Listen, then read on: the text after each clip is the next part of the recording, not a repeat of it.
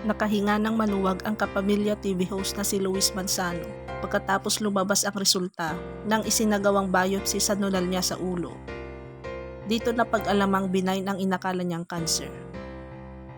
Sa YouTube vlog ni Luis nitong Sabado, May 4, 2024, ibinahagi ni Luis ang sinagawa sa kanyang medical procedure mula pagpapacheck up, operasyon, hanggang sa pagpapabiopsy para alamin kung kanseros ang nakaumbok sa kanyang ulo na inakala niya lang noon na nunal. Kwento ni Luis, bata pa lamang siya ay alam na niyang may nunal siya sa ulo. Ipinagmamalaki pa nga raw niya ito at sinasabing ang nunal ay katunayang matalino siya. Hanggang mapansin daw kamakailan ng kanyang hairstylist na ang nunal ay bigla na lang lumaki at bumukol.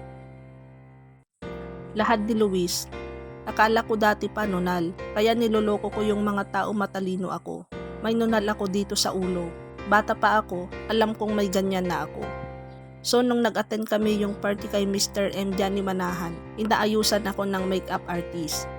Yung hairstylist ko na si Joe Garcia, kung saan alam naman niya na may nunal ako sa ulo.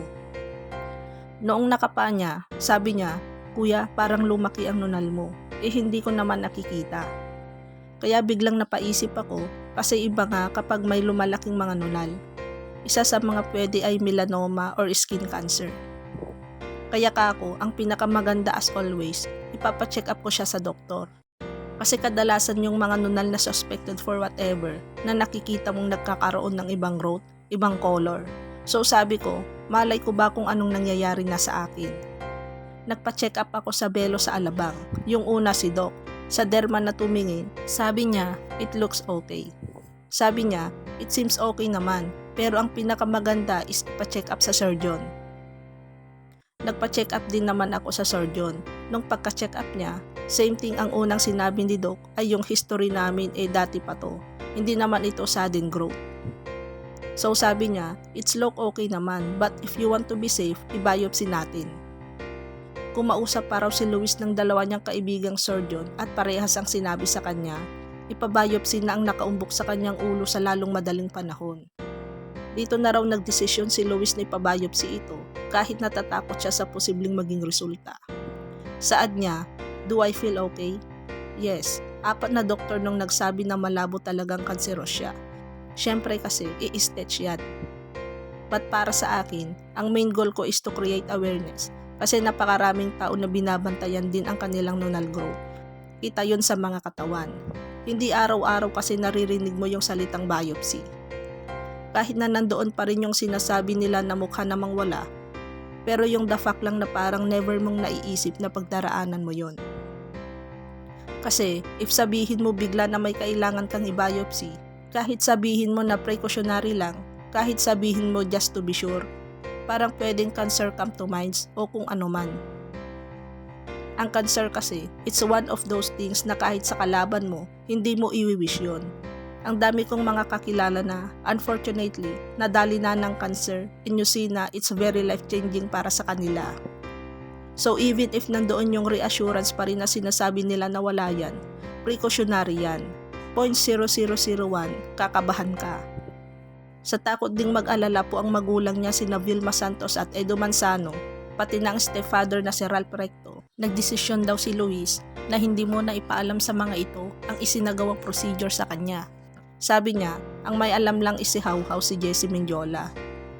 My households barkada ko.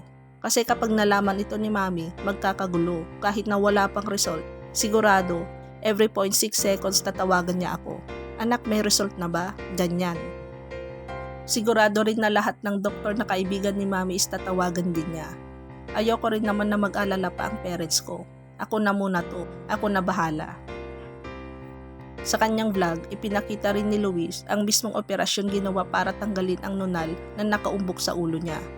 Nung matanggal ang nunal ay mabilis niya itong ipinabiopsy. Pagbabahagi ni Luis, ito yung pinakamahirap sa lahat ng mga test. Minsan yung procedure itself, hassle kung hassle given. Pero ang pinakamabigat dyan ay ang pag-aantay ng resulta kasi malalaman ito kung benign ba ito or malignant. Bago tuluyang makuha ang biopsy result, kinailangan pa raw ni Luis magpa-blood test para sa immunohistochemistry para masiguro ang magiging resulta ng ibinigay niyang sample. Makalipas ang 1 linggo, masayang inanunsyo ni Luis na siya ay cleared sa cancer. Deklarasyon niya, nakuha ko na yung result from Makati Med at sinabi nga no benign clear. Nag-mini celebration ako, nagpaikli ako ng buhok. Paminsan-minsan may mga ganun tayo, no small joy sa buhay. At ako, isa sa small joys ko kapag bagong gupit ako. Hindi parati yung manalo ka ng 1 million, hindi parati yung ikaw yung best sa office, ikaw yung pinakamataas na grades. May mga small joys tayo sa buhay na hindi rin biro ang ngiting nagbibigay sa atin. For sure, napakaraming tao ang dumaraan sa iba't ibang forms ng cancer na hindi biro. Napangiti ako, si Mami actually napaiyak pa. Kasi yung unang test na kinuha is inconclusive, meaning may mga test pang kailangan gawin. But ayun nga benign. Dagdag pa ni Luis, ang aim ko sa vlog na ito ay for awareness.